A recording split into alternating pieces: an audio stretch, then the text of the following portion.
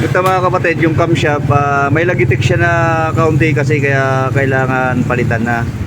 Yung parang ingay niya dun sa rocker arm pero hindi na dun nagsisimula is dito na siya sa kanyang camshaft.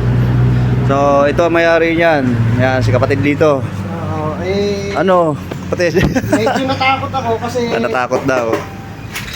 may sumabot ingay. Oh, Yung pala, ito ang cause, nasira na pala yung nasira na yung kanyang collar, alog na. Ngayon, ito sumabit. Ito pala yung Ayun, may tama na.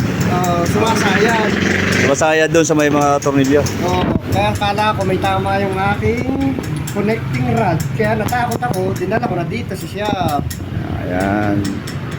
Ay yung pala, matibay pala yung ating camshaft bearing. Wala pang basag. Oh, pero may counting clearance na. Meron. Kaya mayroon siyang parang lagitik. Saka may gaspang na. Okay, gaspang na siya. Gaspang na. Yan. So yan lang mga papalitan natin, yung mga nabanggit natin nung unang Yun naman post natin. mga res, all goods, sabi ni All goods pa naman. All goods. Ito lang, tibay pala ng bearing eh. Buong buo. Ayan oh. Alaga lang din kasi sa langis. Oo. Yun ang importante talaga doon. Saka hindi siya